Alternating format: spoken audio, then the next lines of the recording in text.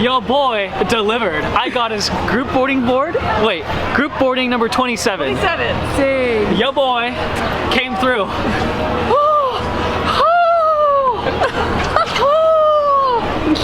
Let's go to Mansion. What's going on, you guys? I'm Mike. I'm Bree. And today we are gonna have an in-depth discussion about Rise of the Resistance. That was good. We actually were on. I liked it. Okay.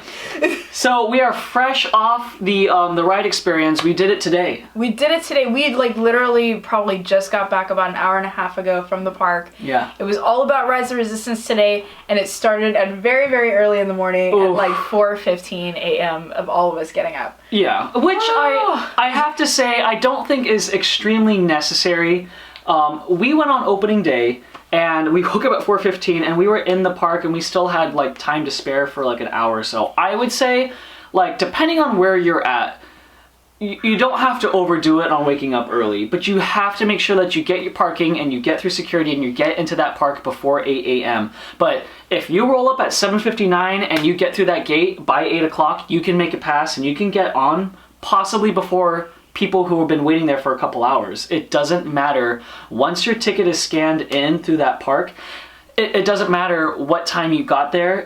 All it matters is how fast you are getting that group. But you have to be through the front gate, and your biggest adversary, I hate to say this, is going to be security check lines. Yep. Get through those security check lines. And the biggest problem that I ran into, and it wasn't really a problem, I should say, was finding parking that was that early. Because Mickey and Friends parking was closed.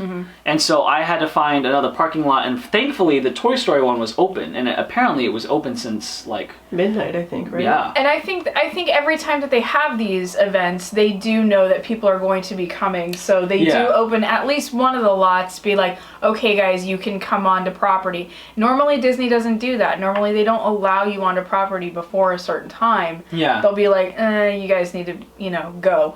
But on special occasions like this, like opening of Rise of the Resistance, which we've been waiting for like 3 years, basically, you can come on property a little earlier. Yeah, exactly. But it's not going to be like that forever.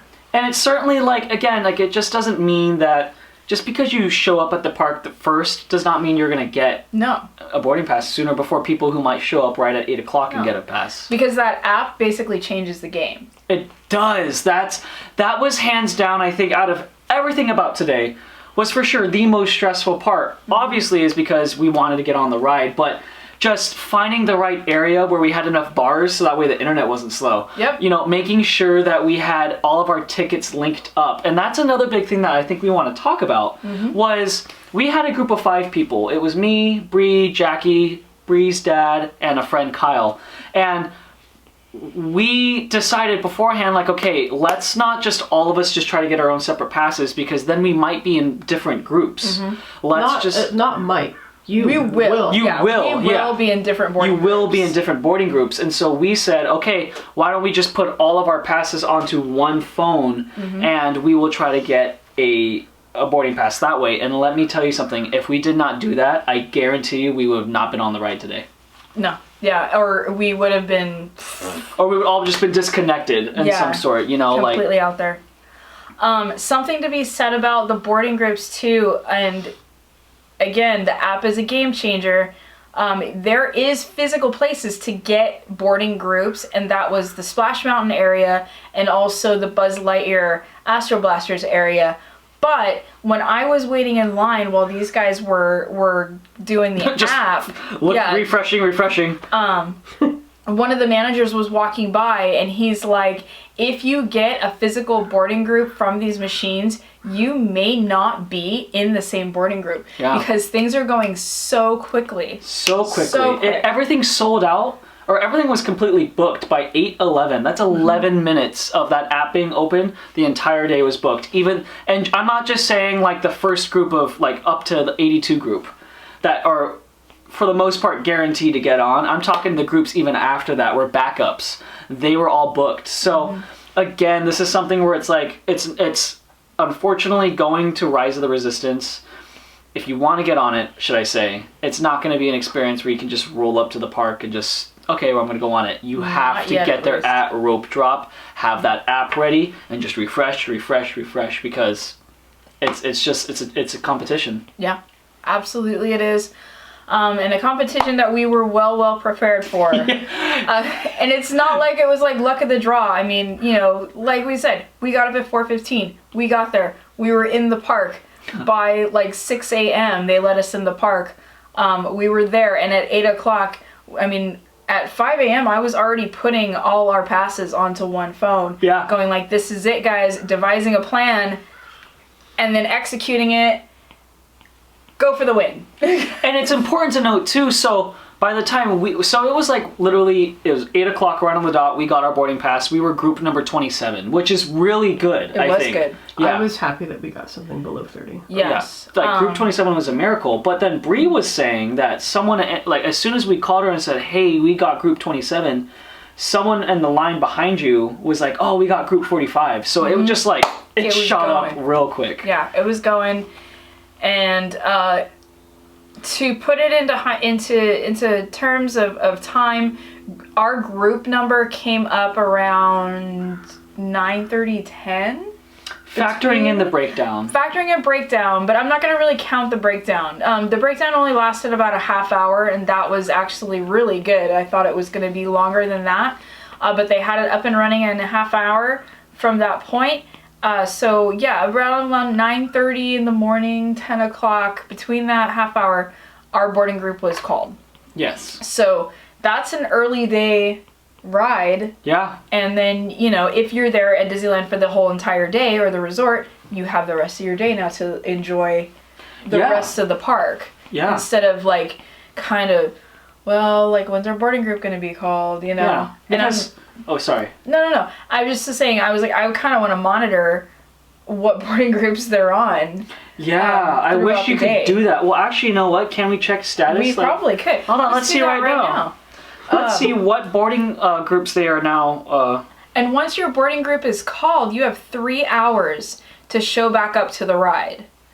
They are now boarding groups 52 to 61. Okay, so what time is it right now? That's not bad. 3:25. 3:25? When we left, it was 26 through like 46 or something like that. Yeah, okay, so they're already at 61. I guarantee you that they're going to get to 82 probably, I would say, by like 5-ish. Yes. As long as nothing happens. And then the park is open till when today? Midnight. So I think that they'll get through a lot of the backup boarding groups. But remember that, what's that last number? 82. No. What's the 25? 52 to 61. So every single boarding group has to have been called before they will start going 82 and up. Yeah. From that point. Yeah.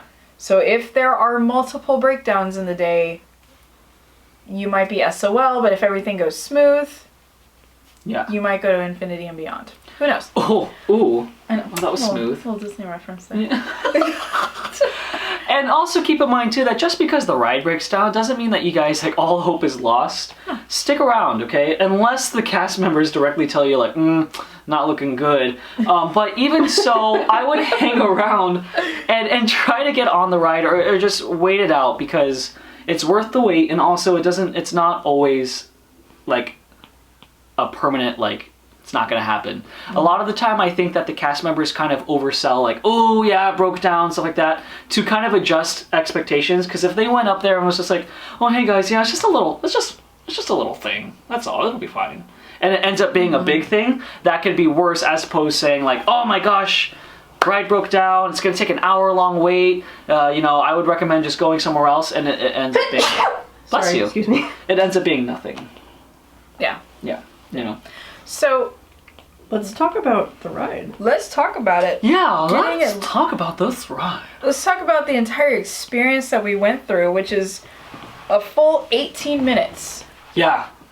Of experience. I want to say that this is definitely the kind of ride that starts as soon as you get to the first pre-show.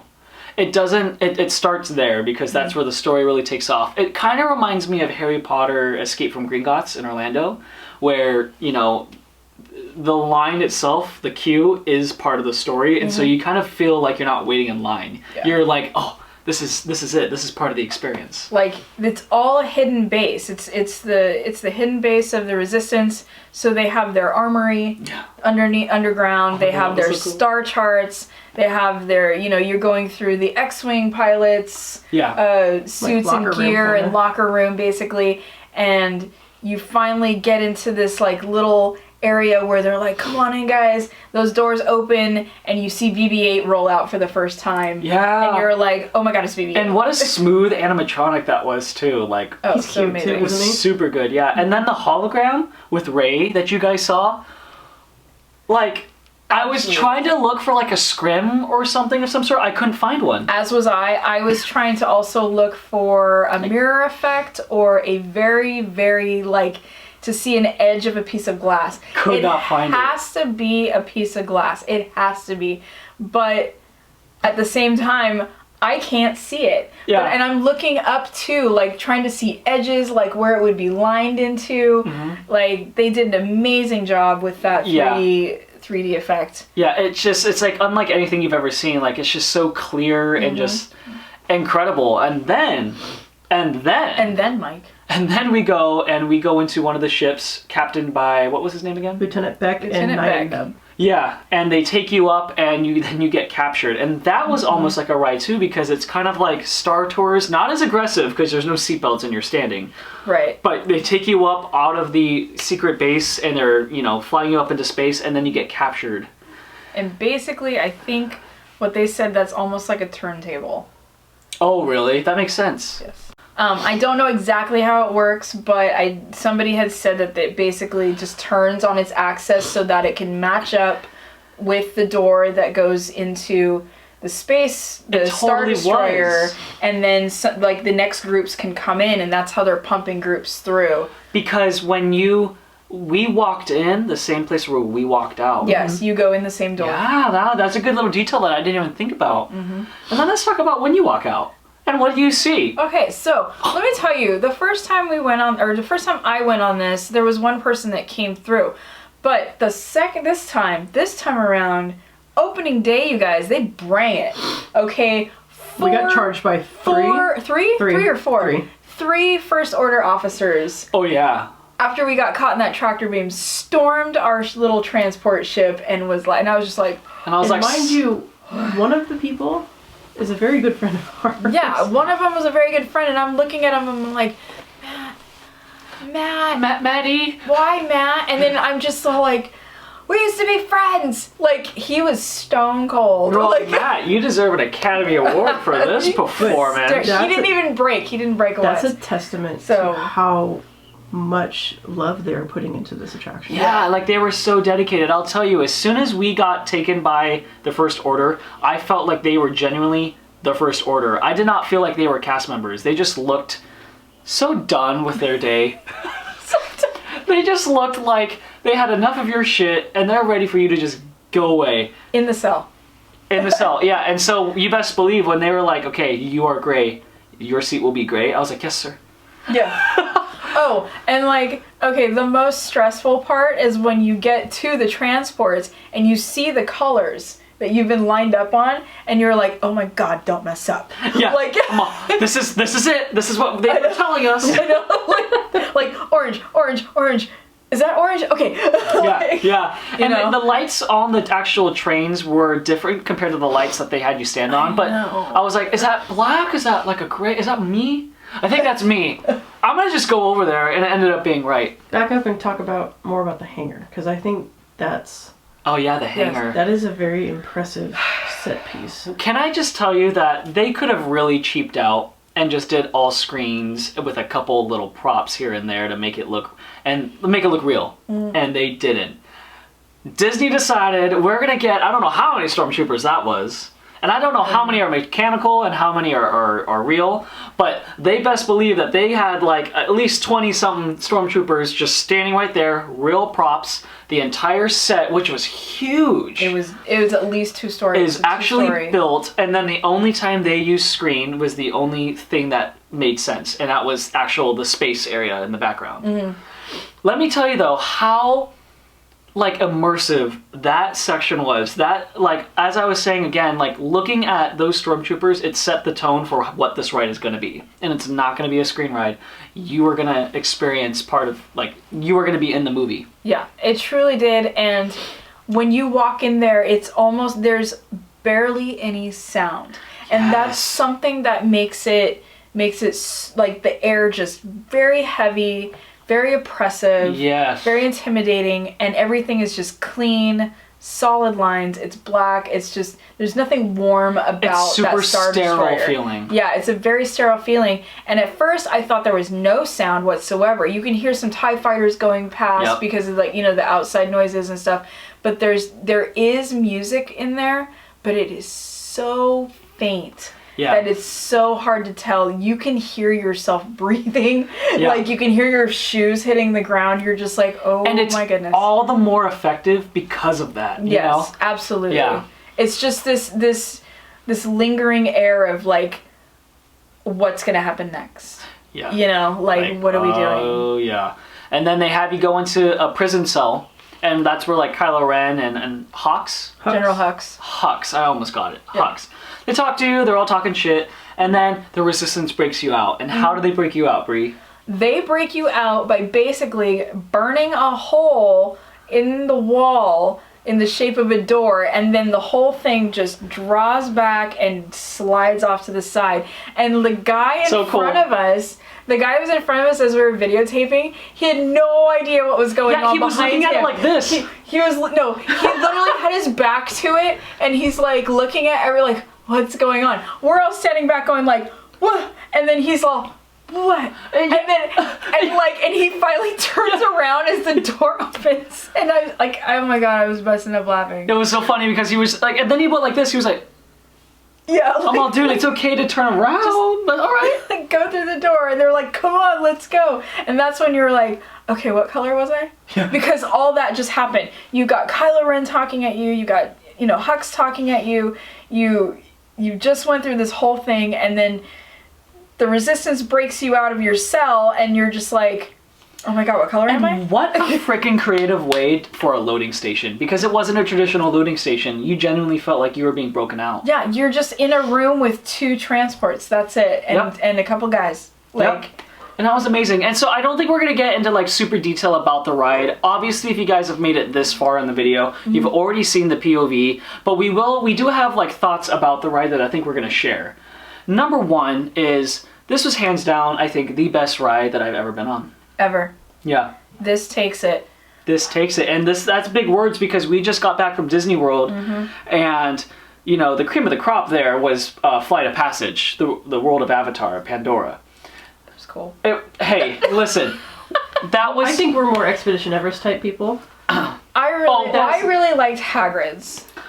You really right. liked Hagrid's. You so right. Hagrid's was the cream of the crop. Yeah. And let me tell you something. Flight of Passage is great, but I really liked Hagrid's. Well, I'm talking Disney World. Okay, so for Universal, Hagrid's, but, you know, the e-ticket Disney attraction before Rise of the Resistance over there was yes, Flight of Passage. Absolutely. And it's interesting to me how, like, this was just so much better on every aspect of Flight of Passage. And I love Flight of Passage. I will go on Flight of Passage as much as I can.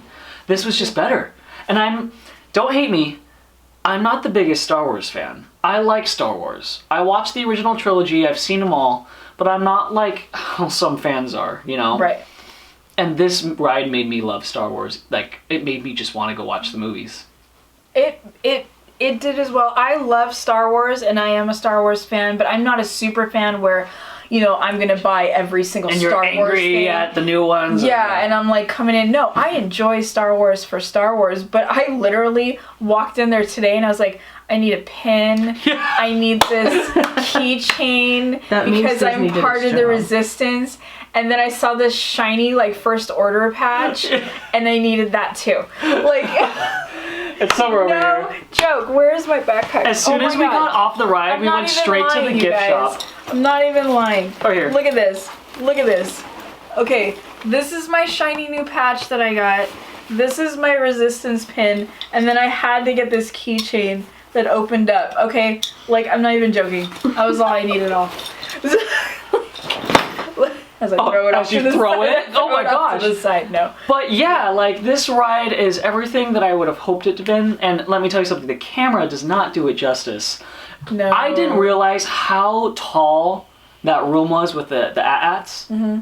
Like the camera just made it seem like it wasn't that. It was.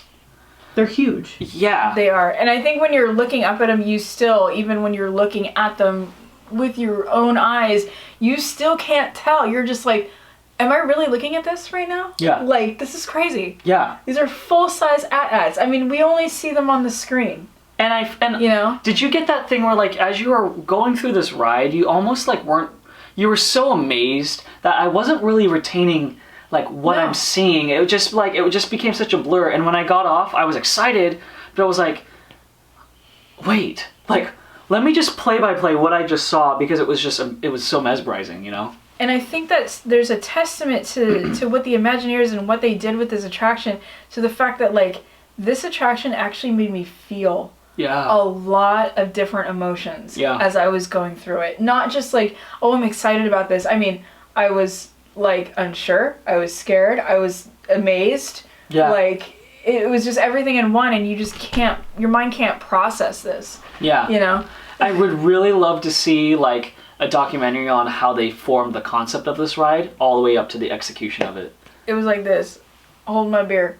Let me show you what I can Yo, yeah, no lie. Would you agree that this is Galaxy's Edge as a whole is Disney's clap back to Diagon Alley?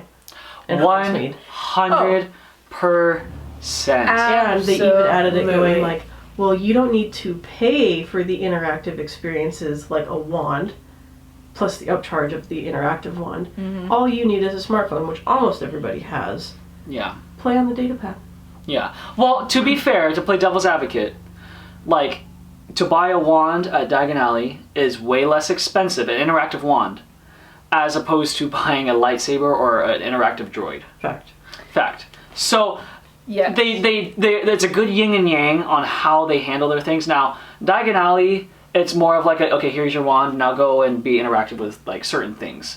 And you can do that for free with a phone here, but it's just there's something about Diagon Alley that I like. Well, and I think we're huge Harry Potter fans, Yeah. like more so. But I do agree that all you need is a smartphone to be interactive with this land and to look at everything interact with you. Yeah. You know, my favorite thing is to hack the Viper droid. You know, and watch his little eye go red, and it gives me chills. I'm like, like I'm all like, And you saw a he's gonna Viper give me- droid in Rise of the Resistance. Yes, and then we saw a Viper droid. Yeah, it He came was down. silver. So, I would. Oh. real quick, talk about the moving parts of Rise of the Resistance. Like the AT-AT cannons, like the animatronics, like the cannon batteries that are, because that's my favorite part. Those cannons Oh yeah, are my favorite part. like, and that's what I was saying too. Is like the props to the animatronics were fantastic, and I think for sure like it had a slight dark ride feel to it, but it was like you just felt like you were in a movie with all these components working together. You literally felt like you were in a scene of a movie. You were on a Star Destroyer. Yeah. Trying to escape it. And I think that there's a testament to there wasn't always something going on. Yeah. And I think that the dead spaces of that ride are something to talk about as well, because when you go through a Star Destroyer, you go through a spaceship, you're not always going to have this grandiose screen in front of you where you can see, you know, outside space. You're not always going to have characters coming at you. You're going to have dead spaces. You're going to have hallways. You're going to have, you know, like dead areas where you have to go from room to room. And that was cool because there are those places where you're just like, and we're going into the dark. And it made it you know, feel like you were running away down like, these corridors. and you know, which way do I go now? Like, which door do I take? Yeah. Which is the right one? And when you do go into the battle cannon area, you're just like, oh my god, it's time to play Frogger. Like, That's what you're doing. yeah.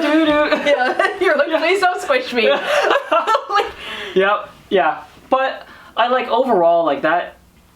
The entire experience was just like the most immersive thing that I've ever been on. It was crazy. Oh my gosh, I want to go on it again. and we will go on it again, but you know what? It is it's a chore. It's a planning to get in there and get that app going and get everybody's tickets synced to the phone, because man, like it wasn't like we just got up and we're like, casually went in. We're gonna go. It was takes a plan. dedication. Yeah, it was a plan. And let me tell you something. There were quite a few people there, and I know it's opening night, or opening day, but I have a feeling that it's going to continue to be this competitive for the foreseeable future. I would say all the way up until summer, maybe even past then, maybe even the entire year. It's going to be competitive. So it's very simple, and it's not impossible, and we don't want you guys to feel like it is. This is what you have to do, though. And we've already said it before, but we're going to say it again. We're going to lay it in 3 simple steps here. Number 1, get into the park before it opens. Most of the time, Disney will allow you to scan in your pass and let you wait at Main Street or in the central hub. And then as soon as it turns, the park opens, they rope drop and you can go in and you can make your pass. Be in there before it opens. Number 2, link your party's pass to one person's app. Yep. Everyone's season pass, everyone's comp ticket, everyone's whatever they have.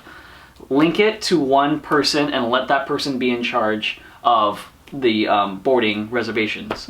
Number 3, and this is the most important one, is have your app ready to go on My Status. As soon as it turns 8 o'clock, just keep refreshing. Now, there's some debate about what's the most efficient way to do it. You can either go on My Status and keep refreshing that page, but for me, it didn't work. I had to go back and then press Join Boarding Group on the main page. But either way, have your app open, and if you do those 3 things, I guarantee you probably will be able to get a reservation, as long as you're quick. Yeah. Yeah. And so, like, overall, this was a fantastic experience. It for sure was, like, worth it waking up at 4:15 in the morning to go, because Absolutely. I am not a morning person, as you guys know. I am very crabby and hungry, and I'm not gonna lie, on my drive over here, I was all, oh, Mickey and Friends parking is closed, should I do this? Okay, you know. Should I do this? Oh my god. I was like, I can always do it tomorrow. I'm so happy I did. It's worth it. It's worth all that BS, because you're gonna go on Rise of the Resistance, and that's a good ride. Now you're going back Sunday. I'm gonna try to go on Sunday so I can bring my husband, and he really wants to go on it. And I really wanna hear your experience. I want to hear what Arl thinks about it. Yeah. You know? Yeah. Not to say that Arl has a more discerning eye, but I think he's a little more reserved and soft-spoken than we are about, like, because her and I used to be ride operators, so we're just, like, geeking out over, like, how stuff And like I'm this just works. excited. And you love rides. Yeah. Like, you're an amusement park guy. So I'm curious to see what Arl has to say about it, because he is a little bit more reserved. I want to know what his first thoughts are. He's a man of few words, but the words he says are very meaningful. Truth. It's true. And he's seen ride POVs, and he was like, I want to go on Sunday, let's go on Sunday. And usually he's kind of like we can if you want. Okay. This, he told me, I want to go on Sunday. And I'm like, all right, if Arl has a demand for once, wonderful, I will try to meet it. So we're going to go on Sunday. Yeah. Getting up early. We're getting up early. So, favorite part. Hold on, wait. Favorite parts of the whole experience that you went through. Because what Chopper said to us on Facebook, this is more of an experience, and I would agree with him. Yeah. This is a 20, almost 30-minute experience. Favorite parts. Going up on the elevator in the at room. I was like, we're rising. Oh, yes. Talk about the difference between A and B side too. Go ahead with your favorite part. That is my favorite part as well, going up.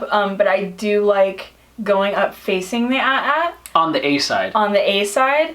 But my most anticipated part, where my heart actually gets going, is knowing that those doors are going to open and the first order is going to come storming in. That is all on the cast to sell that, and they sold it today, and they sold it better than the first time that I went on it. Yeah, they were good. There was twice the amount of cast members working that ride than the first time that I went on it, and everybody did an amazing job, so kudos to you guys for doing that. But yeah, my favorite part, going up that lift, man, because that was crazy. It's interesting that you said that too, because there is an A and a B side, and they're not super different experiences. They're mostly the same, but they're different in the at room. On the A side, you actually go up the elevator and you're facing the AT-AT, and then the cannons come down and try to shoot you. On the B side, you're going up on the side of the AT-AT, and then one of the stormtroopers gets like a cannon blaster and tries to shoot you there. Yeah. So very minor differences, but a lot of the walkthroughs that we've seen, or the POVs, has been the A side where the AT-AT comes to shoot you, and I kind of wanted to go on that side, but that's okay. Yeah. You, on the A side, you're gonna kind of get up close and personal with that Viper droid. The B side, your system kind of goes like, whoa, like, and gets you out of the way of it. Oh, sorry, I keep interrupting. No. What else are covered? Well, on the B side, you get to go through the cannon blasters first. You do. That was something. You get a better experience with the cannons. blast. So it's a yin and a yang, and they do a good job of making it fair. And let's talk about one last thing before we close out this video, and that is when you're watching the POV, you don't feel the wind or the force. So there's a part where Kylo Ren takes your carts and pulls you in, and it literally felt like you were... No, Yeah. I'm all coughing. Now I'm really coughing. Are you okay? Yeah, I always got too excited. CPR. You genuinely felt like he was pulling you in, and I've never felt more uncomfortable in my life. And I know you said the same thing, and I was thinking it, and I'm all, we're connected. I did. Oh my god. We got Bluetooth. Bluetooth, that Wi-Fi. Because literally, so on the A side, you don't feel it as much because you face Kylo Ren coming in, and he just holds you and he kind of pulls you. On the B side, you're backwards. So he actually pulls you back, whips you around, and then re-pulls you in. And literally, as you're getting whipped around and then pulled, it doesn't feel good. I want to see you literally, even though I know it's physically not happening, but you're getting pulled, and your neck's kind of going back because your transport is being jarred. And so, like, you're just like, oh my god, dude, like, I am literally being drawn in by the Force right now against my will. And I feel like that's how Rey felt when she was getting thrown around by Snoke. Okay, probably not. No, it was exactly the same. But it's just that look on her face, like, you know, in that second movie where she's like, ugh, you know, and it's just against you're being held against your will. And you felt that. And you feel it. And then you feel like when there's a break in the hub, or how should I say it? The hull. When there's like a breach in the hull and all the air's rushing out, you felt the wind. And like, just everything about this it just sold it for me. I was like, I am on a spaceship. I am in space. I gotta die. We get sucked out that hole. Yep. Fantastic. Honestly, guys, it's worth it. So please go check it out. You'll love it. Take the kids. We're like exhausted from happiness. I am. I'm kind of ready to go to bed now. So overall, would you guys have to say, I'm asking Jackie and you, that Rise of the Resistance has fully completed Galaxy's Edge? Rise of the Resistance has fully completed Galaxy's Edge. The Resistance is here. Yeah. Ignite the spark. Join. I feel like now there's a very, very good reason to go over to that side of the land. There absolutely is, and you can feel the push and pull now. Yeah. You've got the First Order side, you've got the Resistance base, everybody's kind of running around. Yeah. It has brought, I want to say, new life into the land, because we kind of looked at Galaxy's Edge, we're like, you know, they were thinking about closing off the land and where there are going to be lines and where there weren't, and then nothing ended up happening, and we kind of went, was it a bust? But now that Rise of the Resistance is open, it's kind of, again, ignited the spark into that land again, and everybody is there. Yeah. So we'll see how long that lasts. But with this ride, I'll go on it. I don't care how long it lasts. I'll be on that if there's no one in line later on in the year. I have ridden rides across the country, and there's nothing that compares to this. Nothing. So, thank you guys very much for watching this video. We really appreciate it. Again, go check out Rise of the Resistance. Fantastic time. It is completely worth all the BS that you have to do to get on it. And let me tell you something, don't be discouraged by it, but just keep in mind that you have to be dedicated and you have to follow those 3 simple rules that we laid out. But thanks again. Go ahead and subscribe if you guys haven't. Like this video. And always be ready. Because you never know where your compass will take you. Do do do do do do do do do do do do do do do do do. Bye.